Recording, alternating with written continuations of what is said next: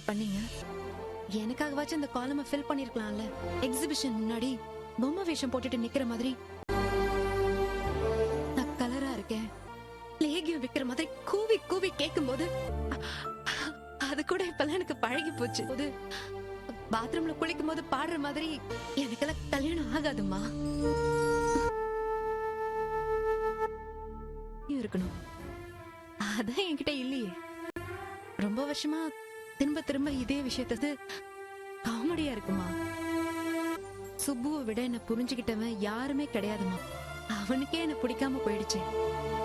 நான் அம்மா ஆக முடியாதுங்கிறது தானே மறந்துடுவாங்கல்ல. ப்ளீஸ் வீட்ல இருந்து ரெஸ்ட் எடுக்க பாரு. கல்யாணங்கிறது உயிர் வாழறதுக்கு அத்தியாவசியமான ஒரு விஷயம்.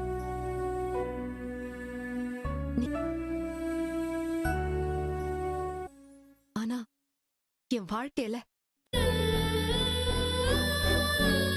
சும்மாதாம வெளியே வந்தேன். இங்க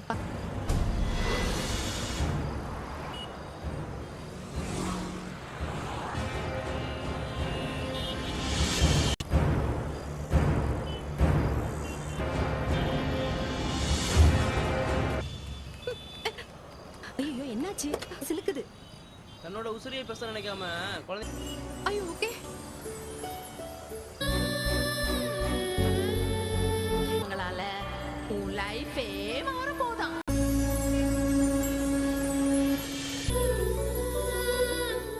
உன் பேர் என்ன? ஓடி வந்தா எங்க சின்ன குழந்தைய கூட்டிட்டு வரும்போது பொருள்லாம் வாங்கிட்டு திரும்பி பார்க்க முடியும்னு சொன்னாங்க. இத கேட்டப்போ எனக்கு இனிமேலாவது கேர்ஃபுல்லா இருங்க. Pooja bye aunty. Bye aunty.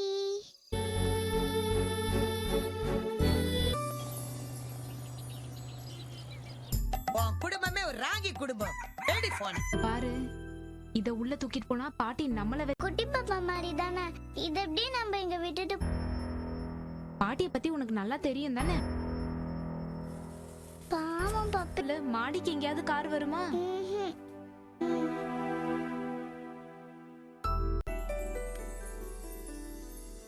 ரூமுக்கு போன சரி. பப்பைய வெளியில விட்டு வந்துட்டோமே, நம்ம எப்படியாவது பப்பைய கூட்டிட்டு வரணும்.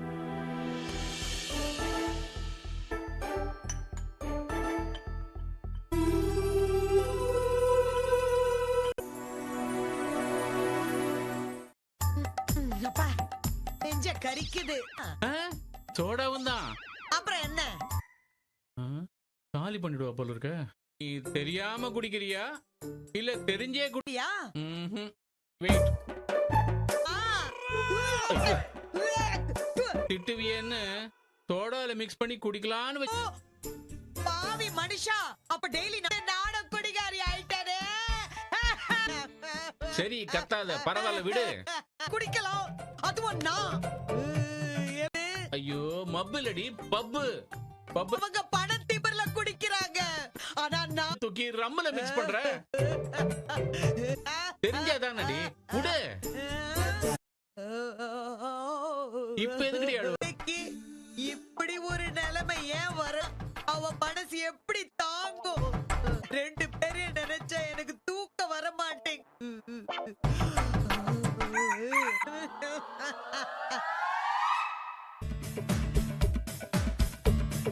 வந்திருக்கிற ஜாதகத்தை பாத்தீங்களா? என் பையனுக்கு என்ன போட்டி தெரியுமா? அவனுக்கு என்ன இருந்திருக்கும். அவனுக்கு என்ன? உன் பையனுக்கு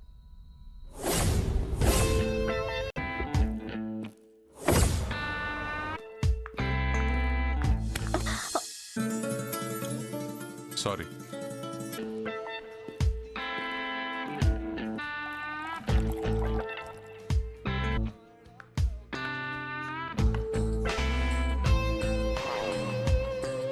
இங்க என்ன பிரச்சனை?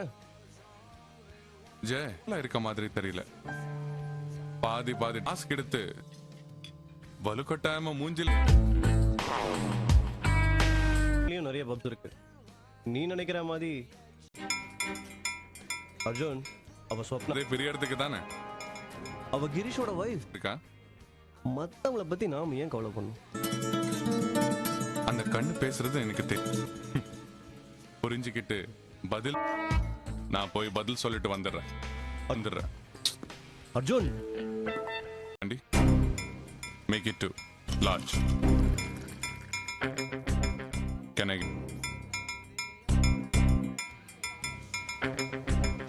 இந்த கலர் ரொம்ப பிடிக்கும்.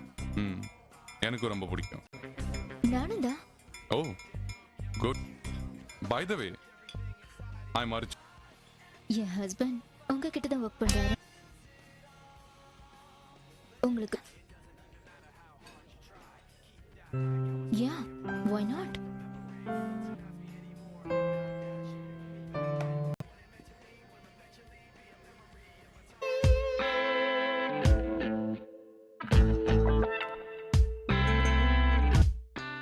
எப்படி?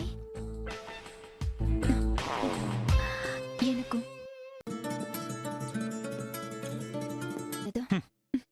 புகழ்ச்சியான வார்த்தைகளை நான் விரும்புறது இல்லை. நான் பேசுறது அது மட்டும் இல்ல, இன்னொன்னு இருக்கு. சர்ப்ரைஸ். தான் அடிச்சு புடிச்சு உங்களுக்கு முன்னாடி வந்து மாஸ்டர் கீஸ். இப்ப உங்களோட சர்ப்ரைஸ் என்னன்னு தெரியும். உங்களால கெஸ் பண்ண முடியுமா? நானே சொல்லிடுறேன்.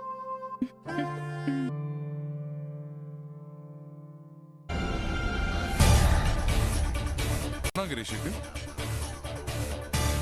வீட்டுக்காரர் வந்திருக்காரு.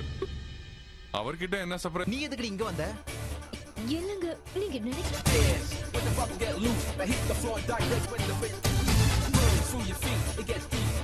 தினம் ஒரு நீதி கதைகள். சர் ஐசக் நியூட்டன், அவரை பற்றி இப்பகுதியில் காண்போம். பூமிக்கு ஆகர்ஷண சக்தி இருப்பதால் தான் ஆப்பிள் பழம் மரத்திலிருந்து மேலே போகாமல் கீழே விழுகிறது என்கின்ற பெரிய உண்மையையும் இன்னும் பல விஞ்ஞான உண்மைகளையும் கண்டுபிடித்த மாமேதை தான் சர் ஐசக் நியூட்டன் என்பவர். லண்டனில் உள்ள வெஸ்ட் மினிஸ்டர் கோவிலில் அடக்கம் செய்யப்படும் கௌரவம் ஆங்கிலேயர்களால் எல்லோருக்கும் கிடையாது. சிறந்த மேதைகள், அரசர்கள், அறிவாளிகள் இவர்களுக்கு தான் கிடைக்கும் அந்த வரலாற்று சிறப்பு. அந்த கௌரவத்தையும் பெற்றவர்தாம் சர் ஐசக் நியூட்டன். இத்தனை பெரிய மேதையாக இருந்தும் நியூட்டன் மிகவும் அடக்கமுள்ளவர். கர்வம் என்றால் இன்னதென்று அறியாதவர். ஒரு தடவை இவரை பார்க்க ஒரு மாது இவரை வெகுவாக புகழ ஆரம்பித்து விட்டாள். அதை கேட்ட சர் ஐசக் நியூட்டனுக்கு மிகவும் கஷ்டமாக இருந்தது. அவர் சொன்னார், அம்மா, உண்மை என்னும் பெரும் சமுத்திரத்தின் கரையில் சிறு கூழாங்கற்களை பொறுக்கிக் கொண்டிருக்கும் ஒரு குழந்தையைப் போல்தான் நான் இருக்கிறேன். என்னை அதிகம் புகழாதீர்கள் என்று கூறினார் சர் ஐசக் நியூட்டன். உலகிலேயே மிகப்பெரிய வானசாஸ்திரி என்று புகழப்படும் சர் ஐசக் நியூட்டன் எப்படி சிறிது கூட அகந்தையின்றி வாழ்ந்திருக்கிறார் என்று பாருங்கள். நியூட்டன் பிறப்பதற்கு முன்னர் கோடிக்கணக்கான ஆப்பிள் பழங்கள் மரத்திலிருந்து விழுந்திருக்கின்றன. கோடிக்கணக்கானவர்கள் அதை பார்த்து இருக்கிறார்கள், சாப்பிட்டும் இருக்கிறார்கள். இருந்தும் பழங்கள் மேலே போகாமல் ஏன் கீழே விழுகின்றன என்று யாராவது எண்ணி பார்த்தார்களா? இல்லை. முதல் தடவையாக எண்ணி பார்த்தவர்தான் நம்முடைய சர் ஐசக் நியூட்டன் என்னும் மாமேதை. தன் காரணமாக தான் அவர் மாமேதை என்று போற்றப்படுகிறார். ஆகர்ஷண சக்தியின் உண்மைகளை கண்டுபிடித்தவர்தான் சர் ஐசக் நியூட்டன். இந்த புவனத்தில் உள்ள எல்லா பொருட்களும் ஒன்றையொன்று ஆகர்ஷண சக்தி கொண்டு இழுக்கின்றன. அதனால்தான் கோடிக்கணக்கான அண்டங்கள் எல்லாம் வெகு வேகமாக விண்வெளியில் சென்று கொண்டிருந்தும் ஒன்றையொன்று மோதாமல் இருக்கின்றன என்று அவர் கண்டுபிடித்தார். இந்த உலகத்தில் உள்ள எல்லா பொருட்களையும் பிணைக்கும் சக்தி இந்த ஆகர்ஷண சக்தி தான் என்றும் கூறுகிறார் நியூட்டன். இது குறித்து பிரான்சிஸ் தாம்சன் என்னும் ஒரு ஆங்கில கவிஞர் கூறுகிறார், எல்லா பொருட்களும் அவை பக்கத்தில் இருந்தாலும் சரி, வெகு தொலைவில் இருந்தாலும் சரி, ஒரு அழியாத சக்தியினால் தான் பிணைக்கப்பட்டிருக்கின்றன. பூமியில் ஒரு சிறு மலர் ஆடினால் கூட அந்த அசைவு பல்லாயிரக்கணக்கான கோடிக்கணக்கான மைல்களுக்கு அப்பால் உள்ள நட்சத்திரங்களை பாதிக்கிறது. நாம் பசுந்தரையில் நடக்கும்போது ஏற்படும் அதிர்ச்சி வெகு தொலைவில் உள்ள நட்சத்திரங்களை தாக்குகிறது. என்ன ஒரு அழகான கருத்து! உலகில் உள்ள எல்லா ஜீவராசிகளுக்கும் ஒன்றுக்கொன்று சம்பந்தம் உண்டு என்பதற்கு இதைவிட அத்தாட்சி வேற என்ன வேண்டும் என்று அந்த கவிஞர் கூறுகிறார்.